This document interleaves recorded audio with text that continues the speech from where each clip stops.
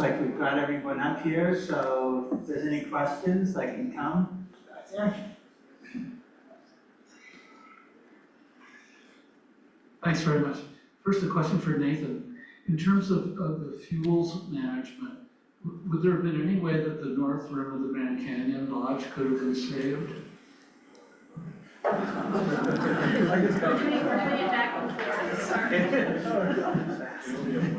Yeah, so for the north rim, there have been a lot of field treatments done around that area. I know that. The one thing that was kind of the caveat that happened in the north rim there. I think we have a second mic. Yep, never mind. We've looked at the. Oh. Back and forth. Okay, I'm just gonna talk really loud. So with the north rim, the one thing we looked at past history on that is like the fuels treatment hardening up against the foundations of the actual facilities themselves. So the structures there. What I can't speak to is they've done a lot of field treatments around it, but not interior of that. So the one thing we looked at Rocky is, and we're gonna be starting this next year actually, you all know, is we're gonna be burning actually the facilities here at Beaver Meadows, right off the foundations of our housing, Beaver Meadows headquarters. So we're gonna be burning like 2 to 3 acre plots there around those foundations. What happened is the amber showers that landed amongst the community or amongst the actual north rim, and not having firefighters in there because the off-gassing that happened from the water treatment plant. So y'all may not be familiar with that, but the water treatment plant caught on fire. It was off-gassing what essentially created a mustard gas, and they had to evacuate people out of there during the midst of the firefight. So it's kind of that unseen worst case scenario situation happened there. And all we've been able to do is try to take that here at Rocky and try to harden it a little more right up against our foundations. Hopefully that answers your question. Can I ask a follow-up on that? Yeah. I mean, I know in 1988, you know, they had, at Old Faithful in Yellowstone, because they were so worried, they had put a sprinkler system on the roof of the Old Faithful Lodge, and that, they think, saved that. Would that be a thing to do in a lot of these, you know, lodging facilities and places like that? Yeah, that would be something that would happen within the structure assessment and the structure plan during the actual team taking the fire. I wasn't there, so I hate to do hindsight's 2020, right? But definitely the sprinklers worked out really well for us in 2020 here on our fires. You go to Storm Mountain, you look at a lot of these areas that we protected, it was due to the structures or the sprinkler systems that were put in place. All right, yeah, that shows how complicated these things can be. Got another question here, and then I'll come over. Another question for Nathan Holler. You said that the lodgepole pine forest is all or none. I didn't understand what you meant by that. Yeah, so you have total stand replacement usually historically in your lodgepole pine forest. With the Serotinus cone, if you go out and you like did tree rings, most of your lodgepole forest is all gonna be about the same age. So meaning it does total stand replacement in a wildfire scenario. The fuels within your lodgepole are such a minute needle that, and it compacts underneath your lodgepole forest. So whenever you try to do prescribed burning in lodgepole forest, it doesn't want to burn very well until it gets up into the canopy. And when it's in the canopy, it's on, right? It wants to romp through that. So you wind up with sustained crown fire through lodgepole. So it's either on or off. You can't do like an understory burn in lodgepole successfully. It's either a total stand replacement or nothing. Okay, here we go. Next question. There's been a lot of talk in popular press about the AI suppression of jobs. But I noticed that you've got trail crews cutting down trees. And I wanted to ask, how many people do you have in your crews? How many people do you really need to do your job in the next 10 years? Who would you really like to have population of crew that you have? Yeah, so I mean, what we have amongst our workforce here at Rocky Mountain National Park is very minimal. We have a module of 12 people, and then we have Alpine Hot Shots, a total of 25. So when we look at doing broadcast burning, we bring in Estes Valley Fire, but then we also invite a lot of people amongst the area. So we have Boulder County, we have Boulder City, we have Loveland Fire Department, Larimer County. We have a multitude of different resources that come up and help us with prescribed burning. But when we talk about pile burning, that's not as much fun for people to come do. So that's where we're gonna probably start ordering in people from out of area to come assist with that. Because pile burning is very labor extensive. Like, we go out, I can burn 500 piles personally in a day, but that is running from pile to pile. And you're in, knee-deep snow. So it depends on what the work assignment is, as far as the amount of personnel we have. More power to you. Yeah. Okay, we've got another question back here. This is for Logan. You mentioned kind of that there were 60 points of assessment that you do, and you kind of touched on maybe 3 of them. Can you give us a couple other ones that, like, you mentioned having an address. That was something that I had never even thought of. What are a couple of the other big ones that people don't think about maybe? I think what I've seen a lot is the little things make the biggest difference for us, honestly. I think when I go to a lot of people's homes, they just want to talk about the big honking trees, and they're really concerned about making sure they can keep them there. We can talk about branches and how close they ought to be to homes, but the reality is that when people got accumulated pine needles up against in their corners of their wood house, thinking about the smaller the fuel, for us, a lot of the times, the more hazardous it is in the context of embers landing in that small fuel, transferring that thermal heat to the small fuels, to the medium, to the large. Same way you start a bonfire. It's the same way when I go to a true log home with the big honking logs around it, that's a very fire resistant home, because think about how much thermal energy it takes to ignite that thing. That's a lot versus the smaller fuels around. So really thinking about the smaller things make sometimes the biggest difference around a home. See a lot of wood fences attached to homes. That's another way that fire travels from the landscape to the home directly.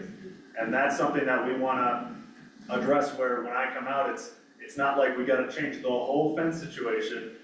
Hey, let's just break it up so that it's not touching the house. That way you don't have to spend all this money on replacing the whole dang thing. Those are things that I see pretty frequently, as well as, honestly, just little gaps and cracks in the siding of the homes. The biggest thing for us is the embers, right? I think I've said in a lot of my presentations, you've probably heard it from other folks, but embers are the leading cause of home ignitions for wildfires. We lost over 18,000 structures last year nationwide due to wildfires, right? And that's, again, predominantly due to the embers getting into the little nooks and crannies around the home. So just walking around the home, tightening things up, looking at the soffit boards, making sure your vents have mesh in it, those types of things, they go a long way in preventing home from igniting. But again, there's a lot more to it, and I'd be happy to share more afterwards. Okay, there's another question. Yeah, this one might be for Russ. Is the super El Nino, if it comes, going to help us? That's been the most popular question today. The break has been about the super El Nino. I think the short answer is probably yes.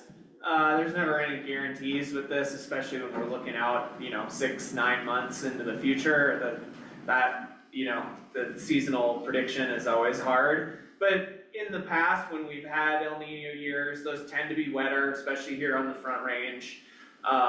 They tend to be not so hot here locally.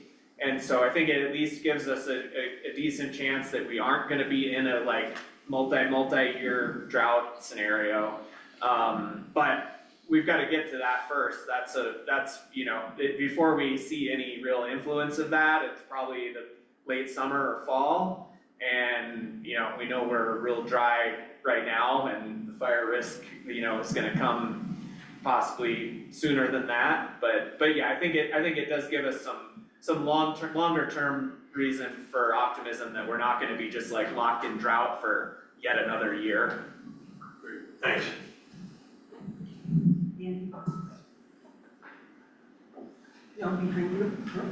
I've got a question for a second, and it kind of goes to your question about all the little things you can do. You brought up the thing about mesh. What size of mesh are we talking about, like screen door mesh? It depends on the vent is the answer, so, really around the home, if we're talking about passive vents, like up in your soffit boards, you got your soffit vents, your crawl space vents, we really shouldn't have anything bigger than 1/8 of an inch, in an opening space. You can go to 16th inch too, again, you're just gonna get a little more of that stuff that's being blocked out of that space in there. But for example, dryer vent, do not put mesh on your dryer vent, you know, so each vent is different in terms of we want that lid to escape, right? And also the same goes for heat exhaust, you know, that's 1/8 of an inch, 16th inch, that's way too small for your chimney if you've got a spark arrestor on there, so, you know, that's more of like a 1/2 inch type of deal, and so, each vent is a little different around, but the principle of it is if you have an opening around your house anywhere, you know, aside from some of the venting stuff, that's bigger than 1/8 of an inch, that's something that we're gonna wanna mitigate, either through a tube of caulking, that we can just seal something up real quick, or again, if you got a piece of rotting wood, get something new in there. But kinda 1/8 of an inch is for those general vents around the home, with some of those exceptions. Also, I forgot to mention junipers. See a lot of junipers around homes. So those would be great to remove, junipers next to the homes, so. Anyway, sorry. That answered your question. Do we have any others? Covered a lot of information here.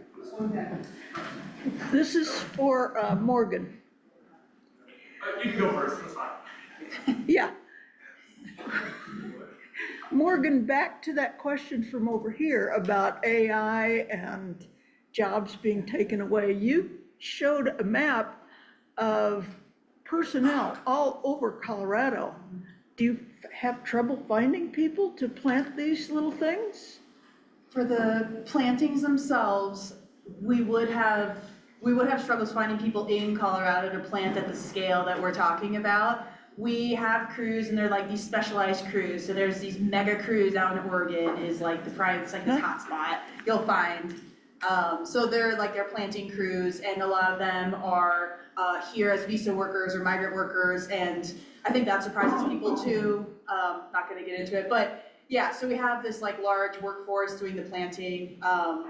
But yeah, there's also a consideration for AI. I mean, that's been changing so much. I've been in this field for 10 years, working for the Forest Service, doing those regeneration surveys, doing the on-the-ground work, and there's these robot dogs that plant trees now, there's drones, it's a lot, but there's still that tether to like human ground truthing. There's the largest LiDAR study in South Dakota where they have LiDAR take inventory of the forest across the entire Black Hills National Forest, but you still needed people to ground truth that data before we're moving forward. So I don't know if that answers your question, but Well, it's interesting. it's tipping, yeah, but we holding on to the human element, yeah. Good.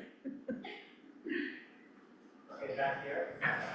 This question is for Logan and Nathan.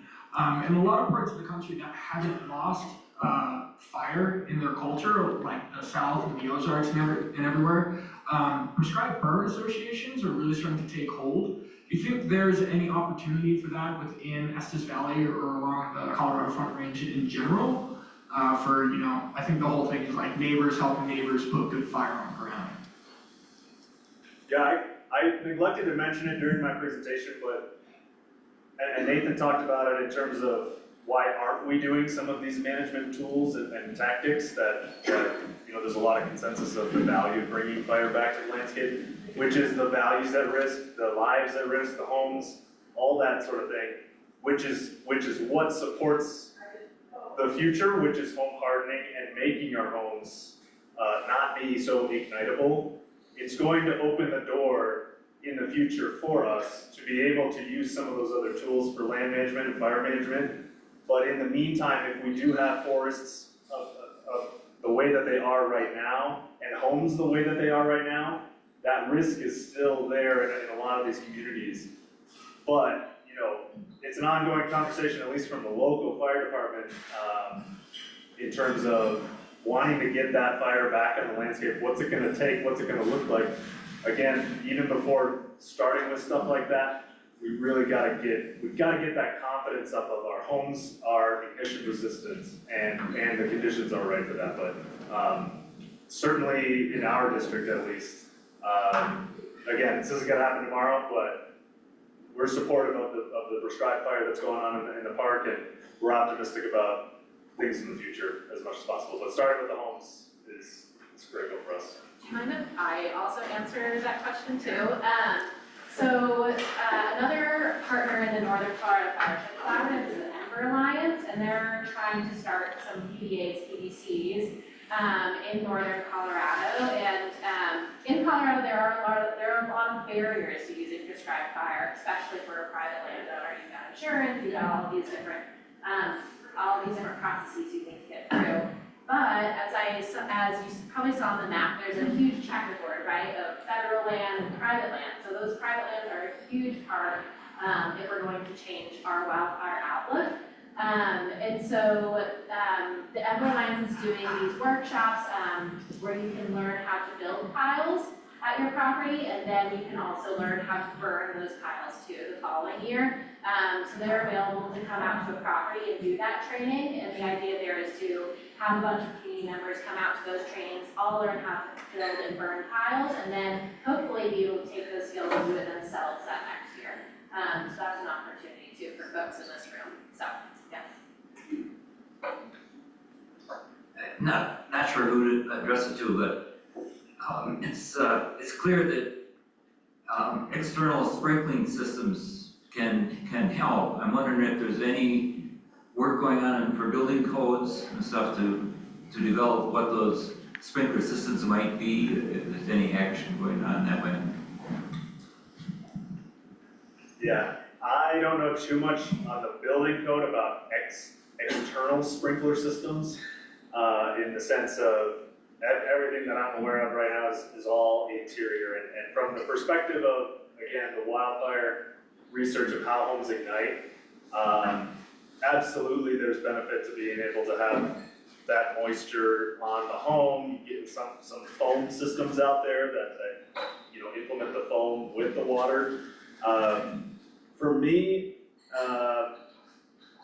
when I'm talking to residents around, really want to start at the fundamentals of how homes ignite, and if we really want to start there, then sprinkler systems for us as a fire district, this is not the silver bullet that is like, if we can just get a sprinkler system, first of all, not even talking about the water supply issue of how, you know, what's that gonna look like for our fire hydrants, but that is not the end goal for us, at least in our mindset of if we can just get external sprinklers on all the homes, then we're golden, you know. For us, and I always bring it back to, there's a lot of, you know, good evidence out there of homes can survive without external sprinkler systems or foam systems or really expensive stuff. But for those people that have the means, and again, we can talk about the water supply, if you have your own well that you're on or anything like that, and you want that peace of mind, you want that extra barrier, it's like, you know, that's definitely something that you can look into. But for majority of folks around here, I don't usually go too deep into that, because there's usually a lot more work to do around the landscape anyway, and the home, so those are just my general thoughts on that. Yeah, and speaking of like a wildfire incident where we utilize sprinklers with the incident management teams, there has to be prep done on those homes first. So we have to go in and cut and remove all the brush from the home before we put in the sprinklers. The other issue we run into with sprinklers on large incident is actually creating more damage than good. So we wind up flooding homes on wildfires with setting up sprinklers, thinking we're doing the good thing, but in the end, we wind up creating more damage. So it is definitely a double-edged sword. It's got its place, but it is not a catch-all. Any other questions Right here? here. I'm just gonna talk to Russ. Thanks, Andy. Russ, we are real victims of wind in this town, and I'm sure Colorado is. Is your department studying wind patterns with all of our weird topography here? Yeah, so this is yeah, you're absolutely right. This is a windy place. The Front Range is a windy place. And there are some especially windy places and, within the broader windy place that we live in. So, connected to wildfire, that's, we saw what happened in the Marshall Fire. That's or with East Troublesome when it made its big run, like those are it's hot, dry, and windy. Those are the things you don't want when it comes to wildfire. So yeah, there's actually quite a bit of research going on this. Some of it is like, people ask about whether it's gotten windier or less windy over the years or over the decades, and it's kind of hard to answer because we have long-term records on temperature and precipitation, but we don't have so much long-term data on wind. Yeah. And wind is so local, right? Right. If it's warm on one side of Estes Park, it's gonna be warm on the other side, but it might be windy on one side and not windy at all on the other side, and so we could make, so it's kind of hard to make those broader conclusions. There was an interesting study from NCAR a year or two ago where they were finding that, like, there in Boulder, they had these rocking windstorms back in the 80s, and that those have become less frequent over time. They would have these like 120 mile an hour windstorms somewhat frequently, and the Marshall Fire was a huge one, but they haven't had quite as many of those there. But we don't really know. It's but kind of looking at trying to identify those risky places and the place where where the wind risk overlays with the wildfire risk, like that's a huge question. Right. And there's a group that wants to get a little bit of a tangent, but there's a group that wants to get a weather station back up on the top of Lumps Peak again, so they started some conversations about that. There were I don't know if anybody here knows David Glidden, or there's this group that they put weather stations up on the top of Lumps Peak back in the late 70s and 80s. It had this so they measured, what was the wind, 203 miles an hour, something like the highest wind that's ever been recorded in Colorado. But the stations were only up there for a couple of years, and you can imagine it's not real easy to go up and maintain stations, but there's a group of folks, like between the Park Service and some meteorologists that want to, get some data back up there again. So that may happen. I don't know what the current status of that is, but it's possibly the windiest place in the state up there. But we don't know, we don't have, other than those few years of data back in the late 70s, early 80s, we don't know for sure how windy it is up there. There are some models out there though, so there is 3D Fuels just came out as a new program that we're running to identify problem areas. So that's where we came up with like Wild Basin. So you think about wind as just like water, right? It gets convected or it gets tight in restricted areas. Wild Basin is a tight canyon. It is more of a lower slope area south of Longs that the wind can shoot over. So we've identified these different problem areas throughout the Front Range essentially that we could have catastrophic fire. We all knew it as firefighters when Cameron Peak started, that worked here locally, like, ooh, if we get a fire up on Cameron, this is a bad deal. Well, it happened. We have other areas like that we know about. So you have like, if you go down and look at Hell Canyon is a problem area. Wild Basin is a problem area. Pole Hill is a problem area. Oh, I bet. So where the wind shoots and tightens up, we've been looking at these areas and trying to get fuel treatments in. Yeah, Xcel Energy's been putting out a whole bunch of new weather stations in some of these wind-prone areas too, to try and get measurements, because it's a big issue for them too. I'd like to see a state map that have all the treacherous places for wind. Yeah, I know where that map. I know where that map is. I don't have it on my computer, I don't think, but yeah, I can find that map for you. That's the next talk. Yeah.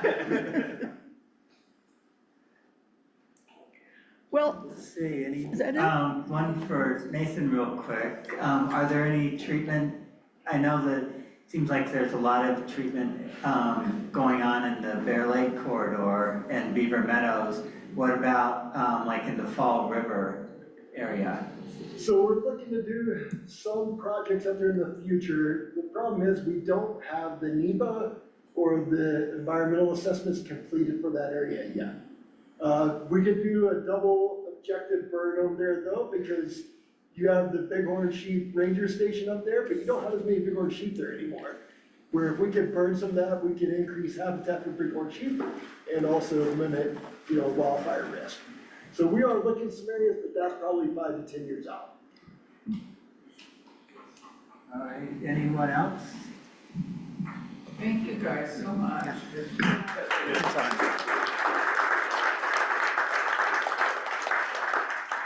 thank you all for coming. This was wonderful, and we had great speakers. I'm thrilled to have all of you. Thank you so much for presenting.